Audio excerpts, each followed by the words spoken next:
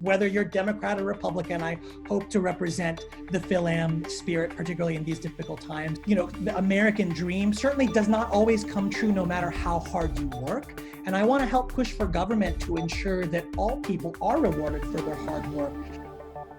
Georgia State Representative-elect, the Honorable Marvin Lim. Hello and welcome to Jannelle. Congratulations on your election. And thank you for representing well for Filipino-Americans, especially in Georgia. What's the community like? Are there a lot of Filipinos there? And I guess my second question is if you can segue to what pushed you to run for office? There's certainly a larger Filipino presence here than my family experienced when we first came here in 1991. I was 7 years old at the time. It's certainly gotten a lot larger, and it's not just in the metro Atlanta area. When I was making phone calls for other candidates, federal candidates, this past month, to Filipino-Americans, I found I was calling people from North Georgia down to South Georgia. So it might not be the density of Filipinos, FilAms in California, New York, New Jersey, but there's certainly a strong contingency here.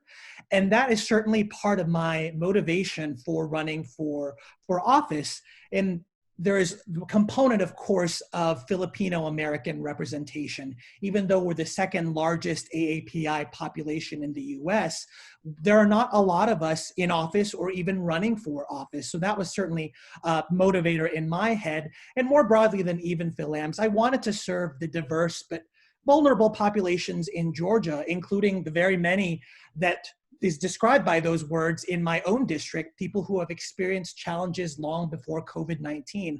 I would say among my various identities, my background as an immigrant coming from the Philippines motivated me primarily to run. And that's because I ran for a position representing a district where over 50% of people, residents themselves, are foreign-born immigrants. And many more, of course, are first or second generation Americans.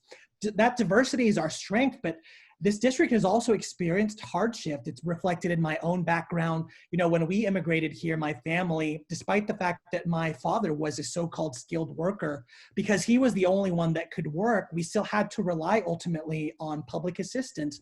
So, for example, I can relate to a district where over 40% of the people don't have insurance, or 25% of the people are at or below federal poverty levels. And I think those shared experiences are what motivate me most to serve in this office, not just for FilAms, but for Georgians more broadly. It showed me that the so-called, the American dream certainly does not always come true no matter how hard you work. And I want to help push for government to ensure that all people are rewarded for their hard work, that the fruits of their labors don't just go to other people, and that ultimately everyone has the basic goods to live. And that's what's pushing me to run for office. And I'm very happy to be elected to this position so I can do that.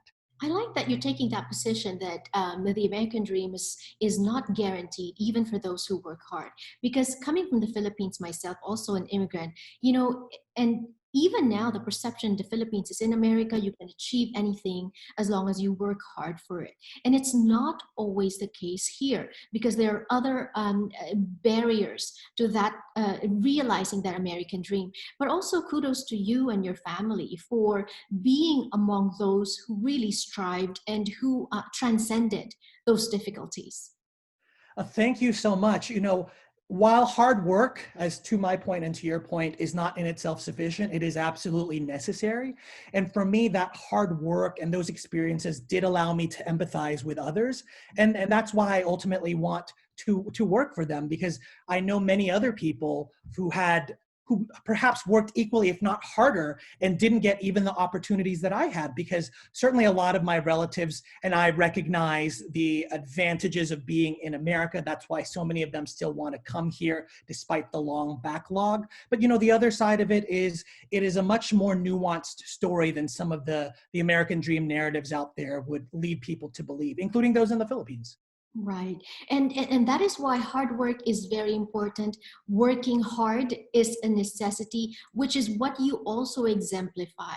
Just for this election alone, you ran unopposed, and yet you worked so hard to get the voter turnout higher in Georgia, in your district. Why is that? Why is that important to you? I mean, you were unopposed. Essentially, you're a winner from the get-go. And but you work so hard, and you mentioned earlier phone banking as well, making sure that your colleagues are elected. Why was that very important?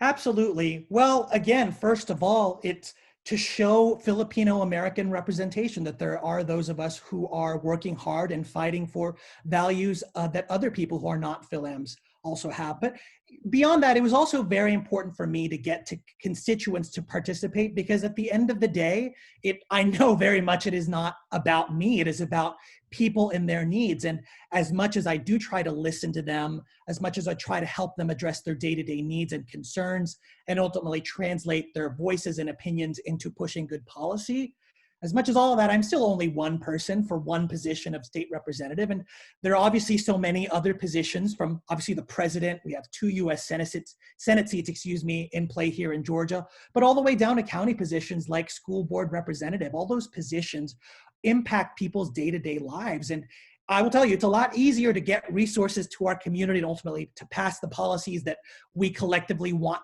to pass if we voted the best person in, not just in my race, but every federal, every county and city race.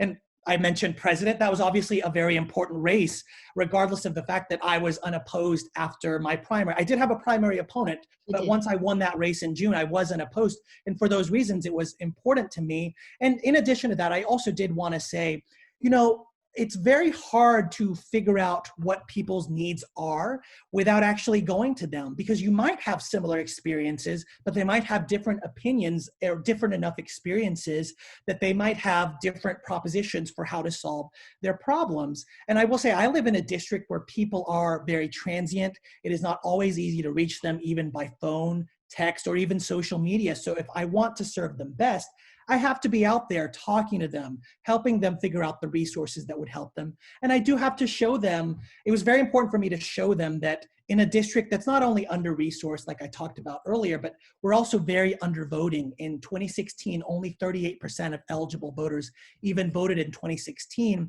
So it was important for me very much to show that there was someone running for office, someone aspiring to be in the government that truly did care about them, not just for their vote, not just for June and that election, but long after that. Because to me, in order to get people to participate more broadly in our civil society, there has to be a reason for them to do that. So it's absolutely necessary for those who have been traditionally disaffected, like those in my district, to feel like someone cares about their voices in order for them to participate, because collectively, that's how we make change. It's refreshing to hear that from a leader like yourself, from an elected official. 32% voter turnout, that's quite low, that's very low. Do we have numbers of how much turned out for this recent election? Yes, I'm glad you asked me that, because I was very much looking at those numbers. We increased voter turnout by about 10%, actually, 10 percentage points, excuse me. So from that 38% number to 48%. And on the one hand, we congratulate ourselves for that. I think it wouldn't have reached that level if we didn't continue to canvass people up to and including November 3rd. And we also ran what's called a ballot curing operation. You may have heard in the news, there were questions about provisional ballots and people validating their ballots. So we were working up through November 3rd, 4th, 5th, and 6th to get out to the community to make sure that all the ballots were counted. But on the other side of that, that's still only about 50%, in fact, less than that. So we still have a lot of work to go, and I hope to do that work moving forward, including, as I mentioned, there's a very important US Senate runoffs in Georgia on January 5th. So we'll continue to do that work. The same reasons I identified that it was important for me to do this work even after June, continue after November 3rd. And that leads me to my next question. This runoff in Georgia is very critical because it will spell the control in Senate, right? Could you explain this runoff scenario for Filipinos who are not very familiar with how this system goes, and why is it happening, what's at stake, and who can participate? Absolutely. So I'll try to take you step by step. It's a little bit of a crash course, but I think it's very important to understand exactly how we got to where we are and why it's so important. So there's a runoff for 2 US Senate seats here in Georgia. Every state, as hopefully most people know, they get 2 senators, and normally those senators serve staggered 6-year terms.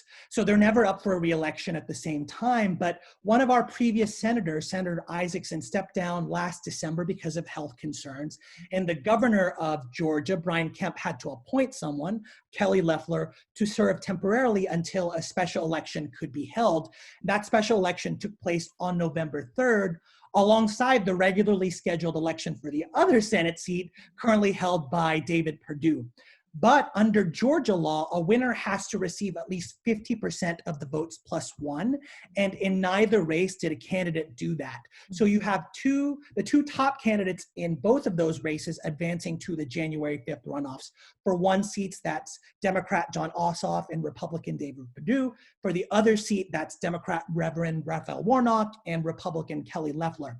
And what's at stake is control of the Senate and really the federal government, which, as I mentioned earlier, has a vast impact on all of our lives. Right now, a Democrat, that is Joe Biden, is unofficially going to be the president or the leader of the executive branch. And it's official at this point that the other chamber of Congress, that's the US House, will be majority Democrats. So right now, without factoring in the results of Georgia, Democrats have 48 seats and Republicans have 50 seats in the US Senate, and that's the other chamber of the US House. Now, if Republicans win both of those seats, Republicans will gain control of one part of the legislative branch of Congress, that Senate, which will make it much easier for them to stop policies that Biden and the House Democrats want to pass. And the Senate being the ones that appoint the Supreme Court justices, they will also make it harder for President Biden to appoint the Supreme Court justices. And we may know with the recent death of Justice Ginsburg and the appointment of now Justice Amy Coney Barrett, there's a 6-3 split among conservatives and liberals. But if the Democrats win, there would actually be a 50-50 tie in the Senate. And by law, the vice president would break that tie. The vice president is the president of the Senate. And of course, that is VP Kamala Harris, who is also a Democrat. So conversely, that would make it much easier to pass good policies by the Democrats and make their appointments to the US Supreme Court. So that's what's at stake. And as far as what you can do to make an impact, of course, if you're in Georgia, I encourage you to vote. If you haven't registered to vote or don't know if you're eligible, all US citizens who are legal residents of Georgia who will be 18 by January 5th can register to vote. And if you haven't done so, I would go to www.mvp.sos.ga.gov to register to vote. And even if you've already registered, I always check before every election because sometimes mistakes do happen. So do that by December 7th. And then once you're registered to vote, you can vote in one of 3 ways. One is to request an absentee ballot, which you can do as soon as you're registered, including now if you already are. Then there's the early voting period for Georgians. That's from December 14th through about January 1st, January 4th. We're still checking because that falls during the holidays. And of course, there's in-person voting on January 5th. But I do want to stress finally that even if you're not a resident in Georgia, you can make an impact. And as a Democrat, I would ask, first of all, that you consider donating to my own efforts. I will continue to turn out that vote. You can go to marvinlim4forga.com/donate. But even beyond me, of course, you can go to FilAmsForBiden.com. We are coordinating with both the Ossoff and Warnock campaigns. And you can consider either donating or volunteering to some of the AAPI-focused organizations, including 2 of them I'll mention. That's Asian Americans Advancing Justice. They focus a lot on voter registration, and the Asian American Advocacy Fund, they focus on voter turnout. So even if you're not in Georgia, there's a lot that you can do to contribute because, as I started with, there is a lot at stake involving all 3 branches of our federal government. Right. Thank you so much for that, Marvin. Very comprehensive. But now bringing it back to you, what would be the order of business when you assume office in January 2021, and how are you preparing for that? Absolutely. Well, to the points that we've talked about, that I continued canvassing after winning my primary, will continue to do so.